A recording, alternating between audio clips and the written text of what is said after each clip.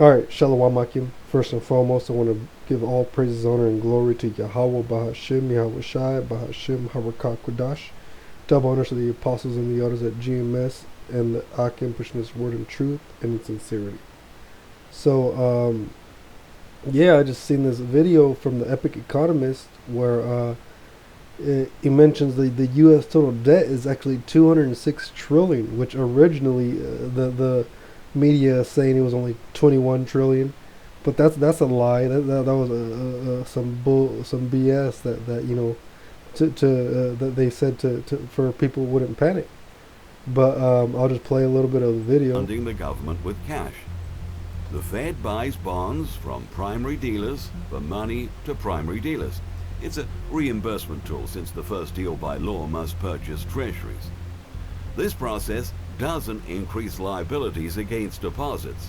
This does not cause monetary inflation. It only grows government agencies with bloated budgets, which in turn puts the brakes on economies.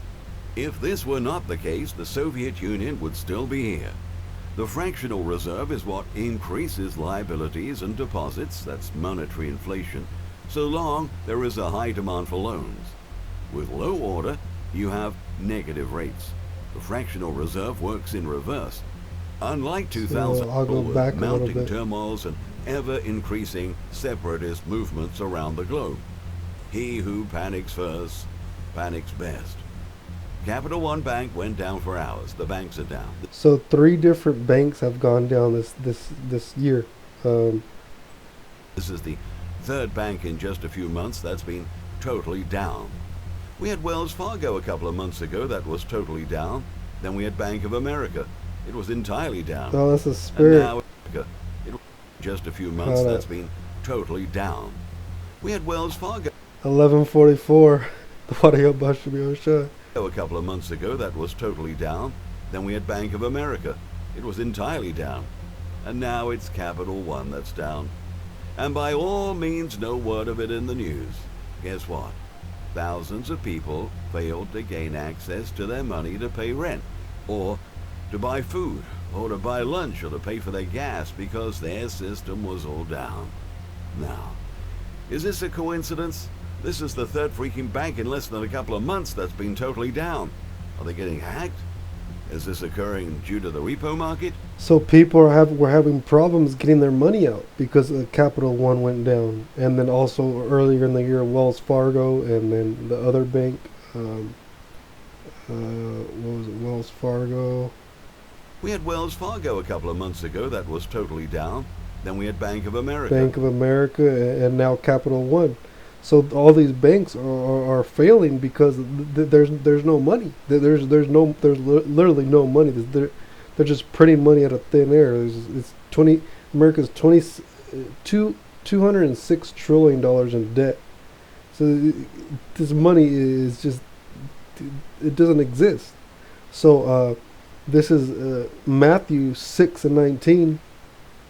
Lay not up for yourselves treasures upon earth, where moth and rust doth corrupt, and where thieves break through and steal. But lay up for yourselves treasures in heaven, where neither moth nor rust doth corrupt, and where thieves do not break through nor steal. Yeah, so all these people are having their faith, their trust in the money of this world, but this money is not even worth anything. It's a fiat currency, which it's not. It holds no value. It literally holds no value. The only reason it holds value is because people believe that it holds value, because people believe that it's worth something. So, but lay up for yourselves treasures in heaven, where neither moth nor rust doth corrupt. Yeah, this is why we're trusting in the Most High, not in this world, anything in this world, because we're laying our treasures up in heaven. We're trusting in the Most High that He's gonna deliver us in times of trouble. We're keeping staying faithful, doing these lessons. Going on the highways and byways, trying to walk in the best of our ability to according to the scriptures, because this is laying ourselves treasures in heaven. This is what is ultimately the real currency that of the universe, because this is spiritual. Nobody could take this currency from you. This is why we're laying our treasures up in heaven. We're not trusting in this carnal fiat fake money, the monopoly money. So it is 1 Timothy 6:10. For the love of money is the root of all evil, which while some coveted after, they have erred from the faith and pierced themselves through with many sorrows. Yeah, so the love of money is the root of all evil. Why? Because you have money and you have all kinds of liberties. You could do literally any wickedness that you want in this world with a lot of money. So many pierce themselves through with many sorrows because they just keep stacking their wickedness. They just keep. Once you get to a point where you have enough money to do anything you want, you get tired of doing that same thing. So you go up to the next level, and you keep getting more wicked. So there's Mark 8:36. For what shall it profit a man if he shall gain the whole world and lose his soul? So yeah, you're gaining a lot of money in this world, but you're spiritually dead. You're not feeding the spirit. You're staying in this world too much. What is the point when you gain all this worldly riches, but your soul is dead. You're spiritually dead. So this Ezekiel 7:9, so like Ezekiel 7:19, they shall cast their silver in the streets, and their gold shall be removed. Their silver and their gold shall not be able to deliver them in the day of the wrath of the Lord YAHAWAH. They shall not satisfy their souls, neither fill their bowels, because it is a stumbling block of their iniquity.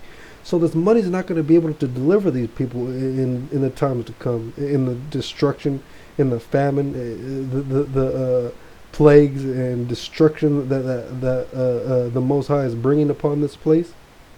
Because that's what these people trust in. They trust in Babylon. They trust in Esau. They trust in this world. And we're not of this world. We're spiritual. We're spiritual beings. That we're just stuck in this flesh, this physical flesh. So that's why we're laying up our treasures in heaven. So and this is what's going to ultimately be able to deliver us from the coming calamities. Ultimately it's up to the Lord, but He's going to see that we're trying to be righteous, and Lord willing that He has mercy upon us. Because that's what the Lord looks for. But yeah, that was it. It's just a quick lesson. I saw this video and thought I would hit a lesson on it. I don't know much about economy, but this speaks for itself. This video, you just watch this video and man, it breaks it down. It's 12 minutes. It's but on the Epic Economist, called Bank Collapse in America, 206 trillion debt. But yeah, that was it. Lord willing, it was edifying. I want to give all praise, honor, and glory to YAHAWAH, Bahasham, YAHAWASHI, Bahasham, Qadash. Double honors to the apostles and the others at GMS and the Akim pushing this word in truth and in sincerity. And shalom to the elect and abad the ball.